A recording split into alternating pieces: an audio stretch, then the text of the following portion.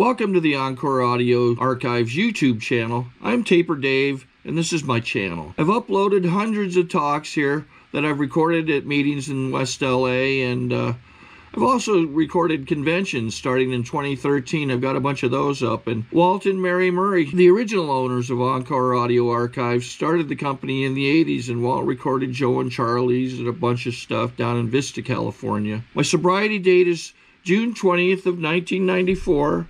I hope you find something you like, so please like and subscribe to my channel and comment down below.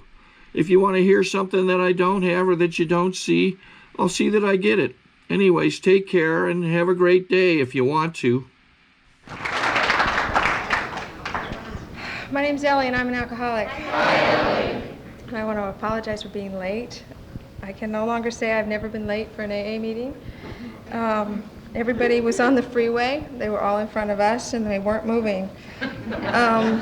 Thank you, Mike, for asking me. I'm here to tell you what it was like, what happened, what it's like today for me. I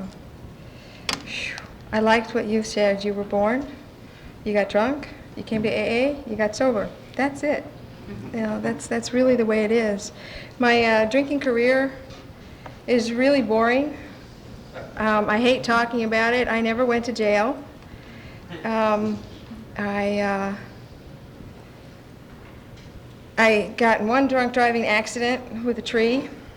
I spent what I did is I slept around a lot in my drinking. I woke up in strange places with strange people.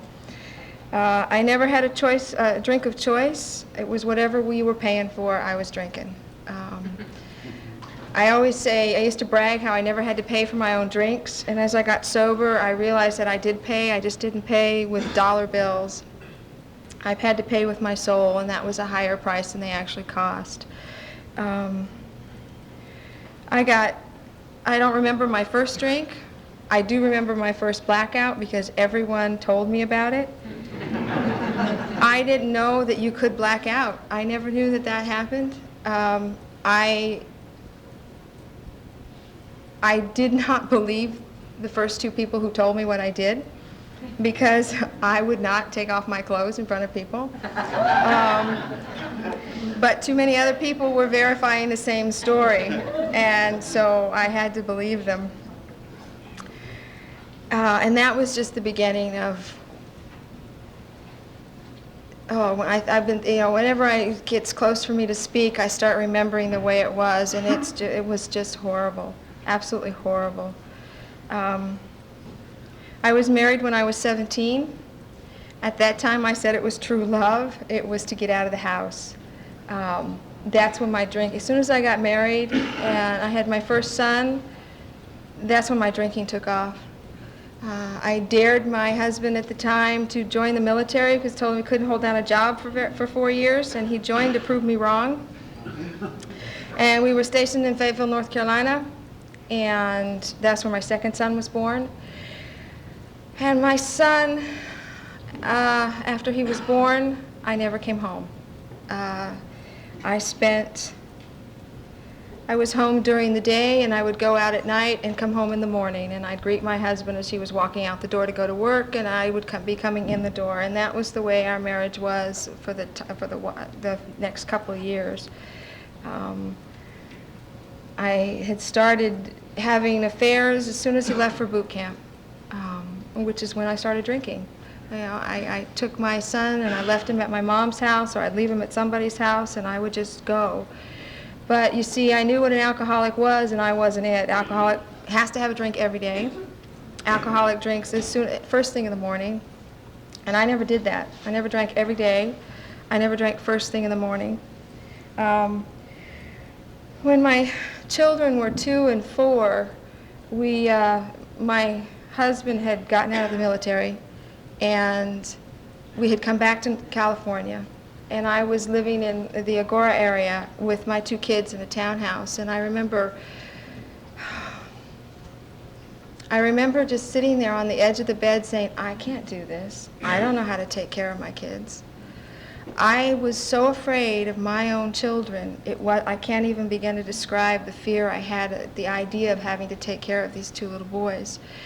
And in May, I put them on an airplane and sent them up to Northern California to be with their dad. And I packed up my car and I disappeared for a year. I abandoned my 2-year-old and my 4-year-old. And I went back to North Carolina and got hooked up with a guy I'd been having an affair with. And he was one of my lower companions. He was wanted by the police for selling pot to an undercover agent, several pounds of pot. And I learned many wonderful things in that time, in that almost year that I was in North Carolina again. I lived in Charlotte. I lived in a rent-by-the-week trailer, and every week we were being evicted because I was the sole supporter of that relationship. And I learned how to sell blood for money. I learned that when they won't take your blood anymore because there's nothing in it that they want, you can sell plasma. It takes longer, but you can. And these were things that a good little girl from a middle-class family just doesn't ever learn to do. And the longer I stayed in that, the more I hated myself. And the more I hated myself, the more I knew I didn't belong anywhere else. I remember contacting my mother, because my mother was always the one who came and bailed me out. And my mom always saved my butt. I dropped her a line and I sent a card to my sister. And I remember sitting on the edge of the bed with a gun one day saying, I can't do this anymore. And I couldn't figure out how to load the gun, so I couldn't kill myself. And I just remember thinking, you can't even do this right. It would probably be better if you just were never born. I mean, I spent years wanting to die, not really wanting to kill myself, but wanting to die. I think if I could just find a place to bury myself, I'd have been happy. I hated everything there was about me. I would look in the mirror and I would hate who I would see back. And I remember thinking the problem was if I needed to lose just 5 more pounds, if I could lose just 5 more pounds. And at this time I had no pounds left to lose because, you know, I like to mix. I was a garbage can. I drank and took anything. You know, I was one of those people that went into your house and opened up your medicine cabinet to see what was there, and I borrowed what you had. If I couldn't pronounce it, I figured it worked. I came back to California and decided that the problem was that guy I left in North Carolina. I made an absolute fool out of myself, arriving at my ex-husband's doorstep at midnight one night saying, I want to see my children. Like I had the right to them. He threw me out of the house. I just remember that. I haven't shared that from the podium ever. Met my 2 sons the next morning, and I remember I had my eldest son with me at the time, and I remember like it was yesterday, he said, Mommy, why'd you leave me? And I think for the first time in my life I said something honest, and I said, I was scared.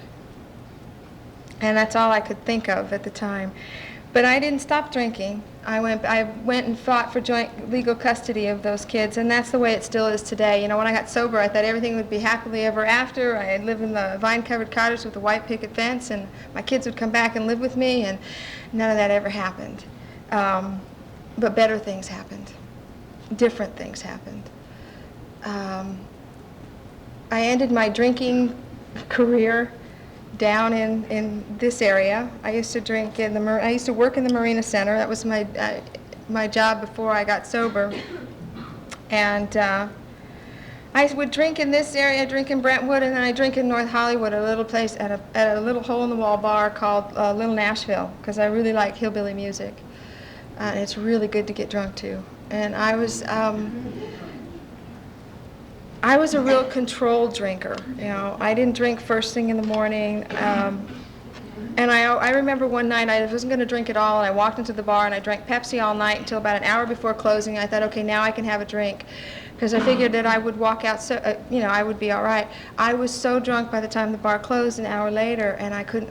There's a part in the big book where it says at the end of the night you're pounding on the bar saying, why, how could this happen? And I did that night after night after night. At this particular job that I had in the Marina Center, a woman was hired through a temporary agency. She came to work for us. She was only supposed to work a couple of months. And there was something about this lady that I was immediately attracted to. There was something in her eyes that glowed. And I hadn't felt safe around anybody in a long, long time. And I felt very safe around her. And that one particular day, I happened to be living with my brother at this time. We were both living in my mother's house. And we were renting rooms off of her at this empty house. And my brother has an alcoholic. You know, he is your typical alcoholic. My brother is the most unlucky drunk I've ever met in my life. You know, he has gotten drunk driving tickets in parked cars.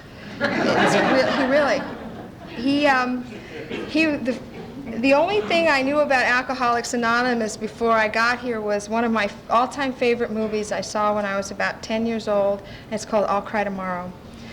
And it was about a woman alcoholic. And I remember thinking, I want to grow up and be just like her. And that was before I ever drank. I identified with everything about her, and I had never had a drink yet. And the next thing was when my brother got sentenced to AA meetings, he went to a meeting and he came home and we were talking, and I said, what are those things like? And he said, Ellie, there's just a bunch of people that sit around and they talk about things that just can't possibly be true. And I remember thinking that was really, really strange. And that was my concept of Alcoholics Anonymous. I'd love to hear his story if he ever gets sober.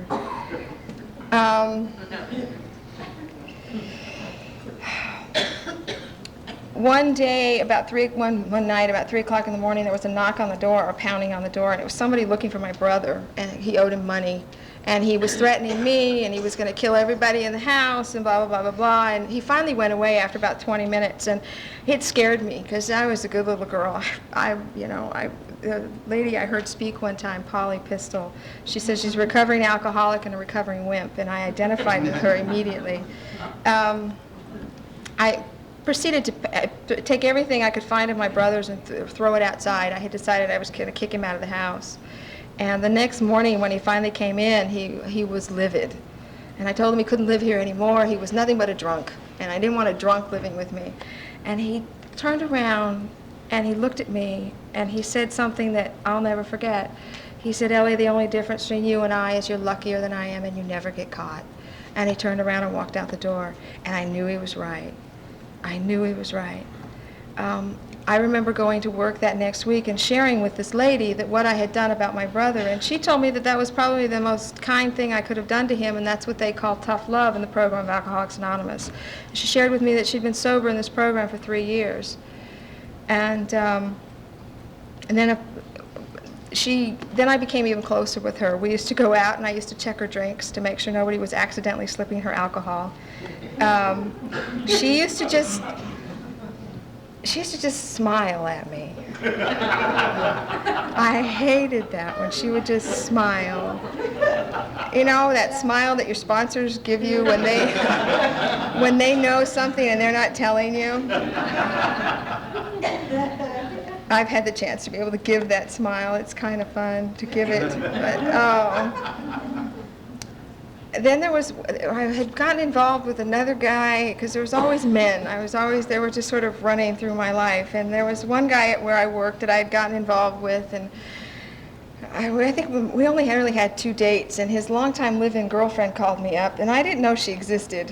And not that it would have mattered, but she called me up and she said, the only reason why he's going out with you is that he's looking for a replacement for me because, you see, I'm dying of cancer. And I went off the deep end and I started laughing hysterically, because I either cry hysterically or laugh hysterically. And I couldn't stop laughing. And this woman carried me outside and said, you know, what's up? And I told her about what happened, and she got me calm and everything. She says, I know, it's Friday. And it was in the summertime. And she says, what are you doing this weekend? And I said, well, my kids are in town, but their father's coming down for the weekend. He wants to take them, and so I'm really not doing anything. She says, why don't you come over to my house for lunch tomorrow? So I said, oh, okay, I'll come over. Well, Saturday morning after my ex-husband picked up the kids, I didn't want to go to her house anymore. See, I was going to go to Glendale. I lived in Malibu, and I was drinking in Glendale at the time. They were paying for the booze there.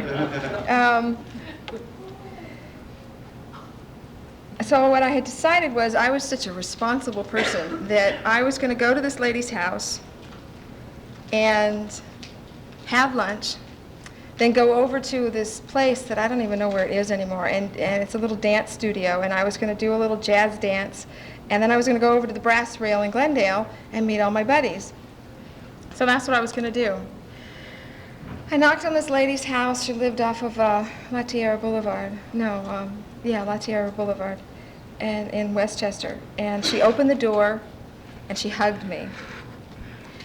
And I'll never forget, I hated it. I mean, I was like this. I couldn't believe she touched me. And she brought me into her home and she sat me down and she made me lunch. And her room, the guy she was renting a room to came out, and the three of us sat down. And I started laughing. I started having a good time. And next thing I knew, it was 4 or 5 o'clock, and they were getting up and getting cleaned up. And I said, well, where are you going? They said, well, we're going to go to dinner and to an AA meeting. Would you like to come? And I said, oh, sure. She says, come see what we do. So I said, okay. But I'm only in these overalls. And she says, that's all right. I'll put makeup on you. I'll fix you up. It'll be fun, right? So she fixed me up as best she could. And I went to my first Alcoholics Anonymous meeting at the Marina Center. And there's very few things I remember about that meeting. But thank God I've never had to drink since then. I remember walking in the door and sitting down. And a gentleman came up to me and he said, are you new? And I looked at him and my head was screaming, I'm just visiting with friends. But what came out of my mouth was yes.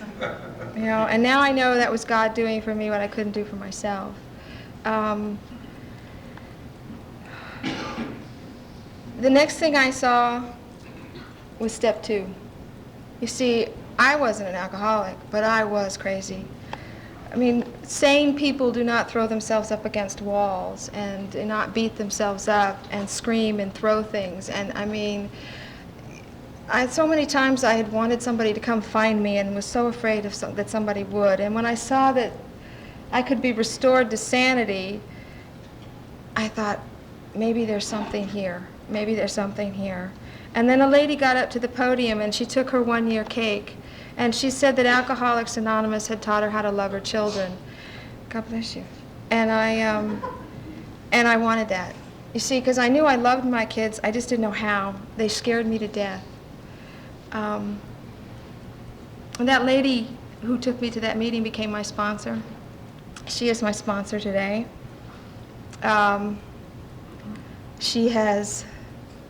We have walked together through all kinds of adventures.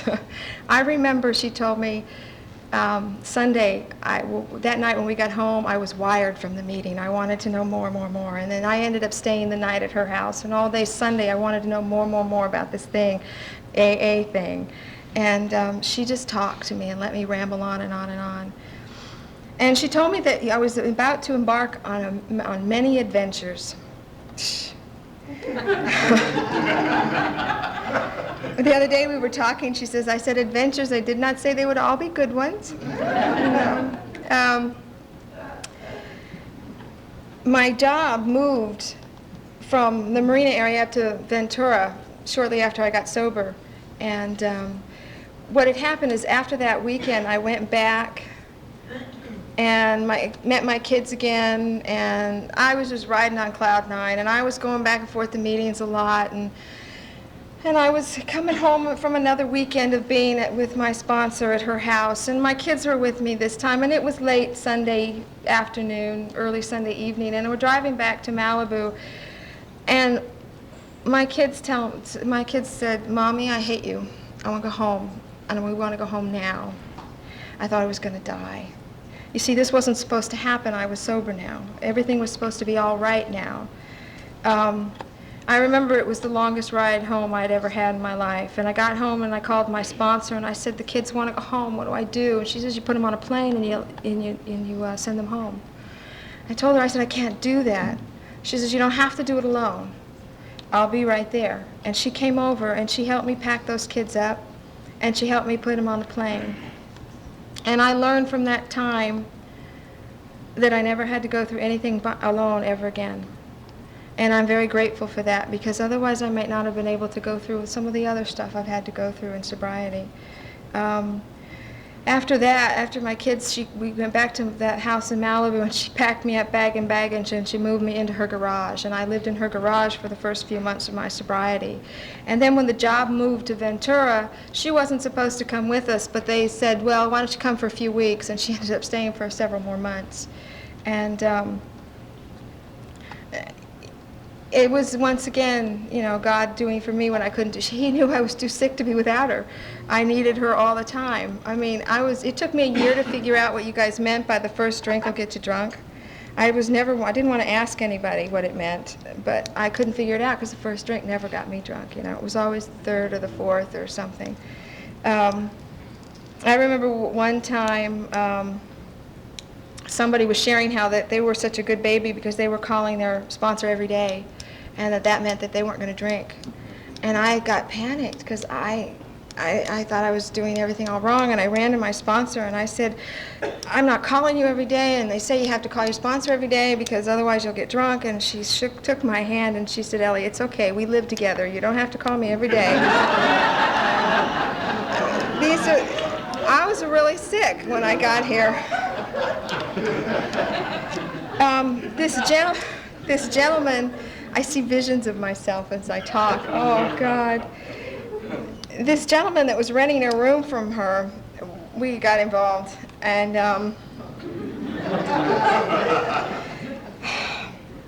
of course. We ended up getting married after my first year of sobriety. And I swear, as soon as we said I do, a very large defective character came to life in me that I didn't know existed, and it was jealousy. It was insanity, another insanity I'm being restored from on a daily basis. It was so bad that he couldn't watch TV because I knew he wanted the woman on the television more than he wanted me. You see, that is insanity. We ended up moving to Connecticut, and I learned how to reach out in early sobriety. From that move from LA to Ventura taught me how to stick out my hand. My sponsor showed me. She says, Ellie, you put out your hand and you put it out to most of the women in the group because you got to get to know them. And I've always been afraid to meet new people. I grew up in the military. I hate meeting new people. I hate letting people get to know me because, you know, you're just going to leave anyway. But she taught me how to do that, and I made a lot of good friends in the program on the East Coast, and they helped me with my jealousy. One lady used to say, you know, Ellie, he's not tied up at home. He's not staying there because you're forcing him there to stay there. And I would say no. And another lady said, it's about time you stopped making him your higher power and started finding God. And I didn't like that very much, but she was right. You see, I was okay as long as he was constantly telling me I was okay. And the minute he stopped telling me I was okay, I was nothing. I was basing myself and my self-worth on what I was hearing and not anything from inside, and not from God, from another person. And I've learned that you can't do that because people don't stay for whatever reason in your life. And they can let you down because people are human. And thank God we don't have to be perfect. And that there is only one perfect person or being, and that is my higher power. We moved from Connecticut back to California. We went through Arizona on our way back because the weather was getting my husband. He couldn't work. He's a roofer. He was a roofer, and we wouldn't see the roofs for months and months and months. And by the time we got back to California, we had to file bankruptcy. I've related with what you were sharing, and that was a horrible, humbling experience. It was because another defective character of mine and his came to light, and that is we like to go shopping. Everybody has different reasons. Ours was that we didn't work, but we had charge cards, and we used those. And we would buy, several $1,000s worth of a TV set, and not have any way to pay it. It was just absolutely irresponsible behavior. And we filed bankruptcy, and it was I was embarrassed to tell anybody because I'm in the program now. I'm sober for a while. I should be perfect now. It's like I was embarrassed to show up here tonight because I was so late. But, you know, I'm not perfect. Far from perfect. When we got back to California, my husband was having a lot of earaches and a lot of pain. And so one day I said, why don't you just go to the doctor and find out? And, you know, it's probably just an ear infection. So we went to the doctor, and they put him on all this medication for an ear infection. And they took a bunch of x-rays. And the next day they called, and they said, we need you to go see a pulmonologist today. And he went to see this doctor. And the doctor said, you have a tumor. You have the tumor about the size of an orange right here. And we need to find out what it is. And he went through a biopsy. He went through 2 biopsies because the first one was inconclusive. And the second one proved to be malignant. And he was diagnosed with lung cancer in October of 1989.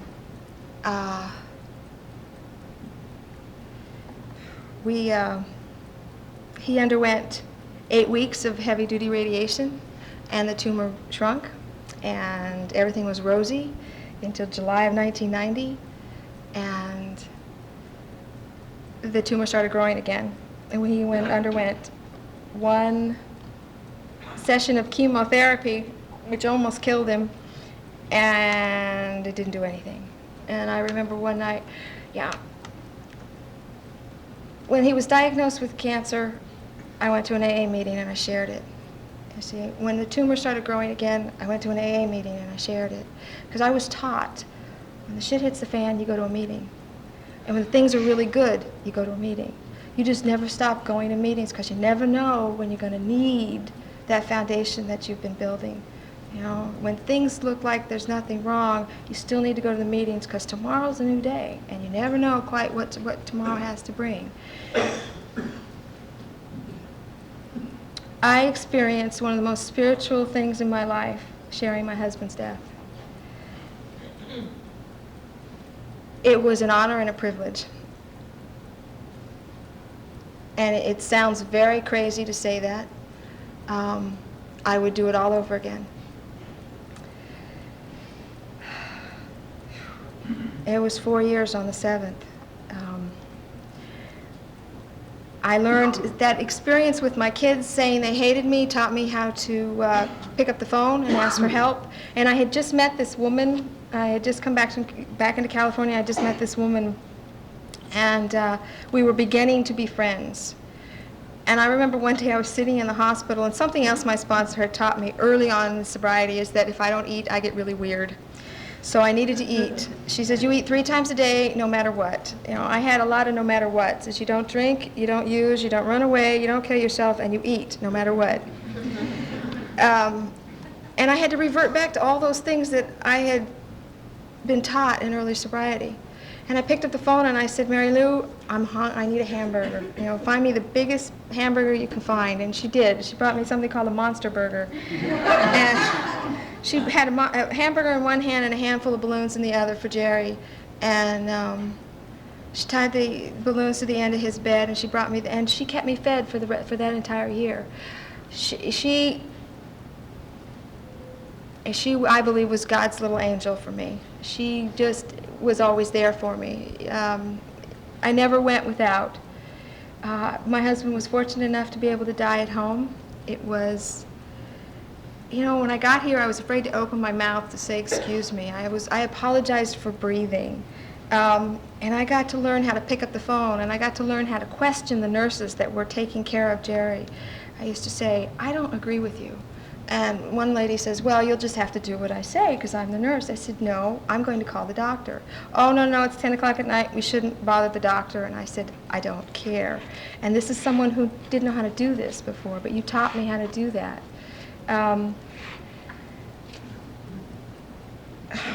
After the first year after Jerry died, I thought that I was going to die. The thought of having a drink entered my mind. And I got back, I relearned again what I learned in early sobriety. If you don't drink now, you never drink.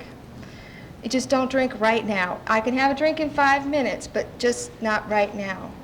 And if you never drink right now, you don't drink. I learned many times coming off the 23 freeway out where I live, and when you're going onto the 101, it's a really sharp turn, and many times I thought, just let go and go straight when the road turns. And I said, no, just don't do that right now. Tomorrow you can do that. You know. And I used to call people up, and I used to share about it in the meetings. So I always let people, I was taught to let people know what was going on with you, because one day you're not going to have I'm not going to be able to pick up that telephone, and they're going to know to call, because they're going to know Ellie's having a bad day or a bad time. And that's what happened. I got carried through the first year. The second year was a little easier. 2 years after he died, I had my first date. I thought I was going to die. I never wanted to date again. I didn't do date well. I didn't date before. I just slept around.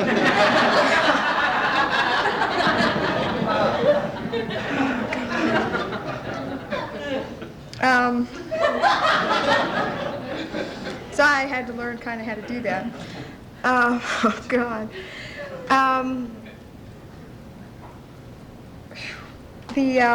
Those kids that said they hated me, they don't live with me today, but they're great. I got a phone call about 2 years after Jerry died from my eldest son. And he said, Mom, it's spring break in a couple of weeks. We want to come down. They've been coming down for the holidays and the vacations. And this time he called me instead of me calling him. And I said, oh, that's great. And he said, I just got my driver's license. We want to drive down. I said, oh, okay. And then he said, and can we bring some friends? You see, these are the kids that hated me and didn't want to be with me, and now they want to bring their buddies down. I got off the phone and I cried. A couple of days later, my youngest son calls and says, Mom, I'm going to be in the play West Side Story. I'm going to be Baby John. Can you come see me? I said, yeah, and I was just beaming, and I got off that plane. I flew up there for the day, and I got off that plane, and he said, I want you to meet my friends, because they don't know my mom. And he was showing me off, and this is the kid who didn't want anything to do with me. Now that kid is a sophomore in high school, and the other one is a freshman at UCLA.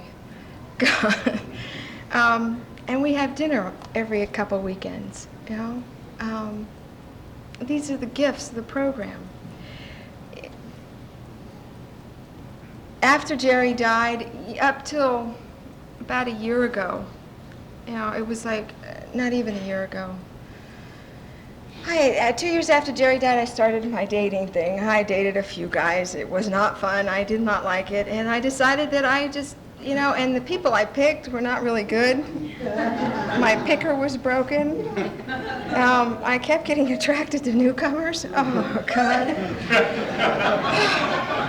No offense, no offense. Oh, jeez. I remember, and then about 6 months ago, I got down and I said, okay, God, I'm happy. I have a good job. My kids are in my life. I've been loved and have loved more than some people ever get the chance to have or have in their entire life. I'm sober today. I have you in my life. I don't need anybody else. I really don't. And I still don't need anybody else. And so I figured I'll just go the rest of my life forever and ever single, right? Never say that. I decided that I was going to be picky. I made a mental note. I said, God, these are the things I want in a person, and if that person doesn't exist, then that's fine too. And then I met this man here. And what's weird is that I didn't drink when my husband died, so I could be at the meeting and share from the podium and have him hear my story and still want to go out with me. And I think there's all kinds of miracles that happen in this program every day. The fact that I can get up out of bed and look at myself in the mirror and not hate who I am is one of the biggest miracles of my life. The fact that my kids are a part of my life and a good part of my life is a miracle today. You know? I mean, I can remember one New Year's Eve when I was drinking, I took my boys to this place where I didn't even know the woman. It was a dark, run-down, cockroach, mice-infested house, and I left them there and I walked out. You see, because I had to go drink, you know, and I remember hating myself as I did that, but I didn't hate myself enough to pick them up and take them with me, you know. Today I look back and I think, who was that person? That's not me. And when I got here, my sponsor says, if you killed yourself then, you'd have been killing the wrong person. And I believe that, because I am not that person I was when I walked in through these doors. And I have all of you to thank. See, I can't even imagine my life without the program of Alcoholics Anonymous. I have everything I have today, I owe to AA. If you're new, you may think I sound like I'm crazy. I can remember being new and being in so much emotional pain that my toes hurt. I remember hating everything and everybody and being so scared and hating myself the most. I remember thinking that they put that, you know, obviously you cannot transmit something you haven't got in there for me, because I didn't have anything, you know.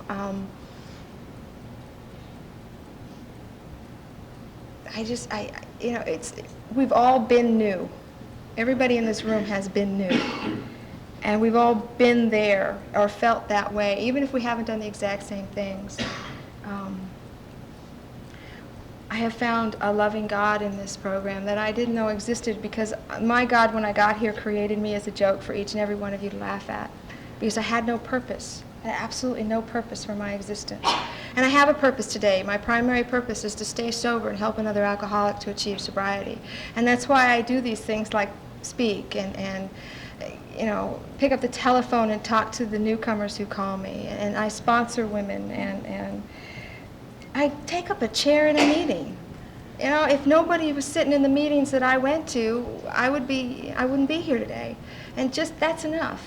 Just show up at a meeting, because sometimes there was a lady in my early sobriety that I didn't know very well, but if she wasn't at that meeting, I panicked. I used to watch her, because she was at that meeting every night that night, and sat in her same chair. And one night she wasn't there, and I thought, oh, what happened to Hazel? You know, and she just happened to not be feeling well that night. You know.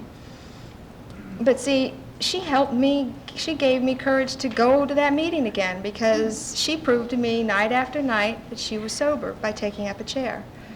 I love the program of Alcoholics Anonymous. Just, you don't have to drink, no matter what. There's no reason to. And you don't ever, ever, ever have to do anything alone unless you want to. I mean, even if people don't like you in here, they'll help you. I've seen it. It's the miracle of principles before personalities. It's fabulous the way this program works. And I'm really grateful to be sober, and thank you all for listening to me.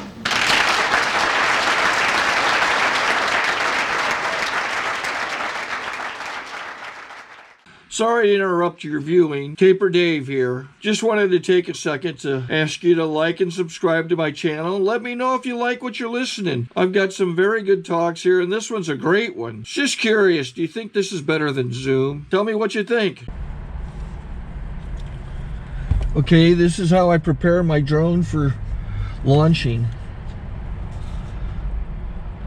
I like to do it inside the cab of my truck so I'm not standing outside in the weather.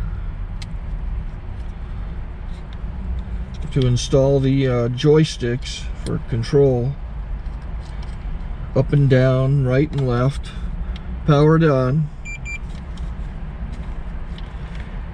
I have an Android phone that I use to connect it to the drone with. And it's actually controlled through the iPhone, through an app. Oops, wrong way. It's actually controlled through the iPhone, or through this Android phone, through the app. It's actually controlled through the Android phone through an app, and you connect it through this short connection right here.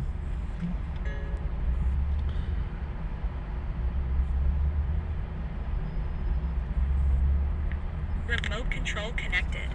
Remote control is connected. So I pull out the drone. I have to extend the legs. Long legs extended first, then the short legs. Remove the gimbal protector. Set that aside, then power it on one short burst, then one long burst. I lay it down. So I have to go to calibrate. So the drone's not connected yet. It shows you here as this drone gets disconnected, even though the remote's powered on. So the drone has to establish it's connected. So I go into the app to calibration mode. First I'll calibrate the remote controller. Start calibration. Out, in, out, in, up, down, and then this little wheel is to control the gimbal. So it's calibrated. Go to gimbal calibration, start calibration, and then it calibrates the gimbal. I don't know if that shows up. The gimbal's moving all over the place. Changes, you can see it on the video.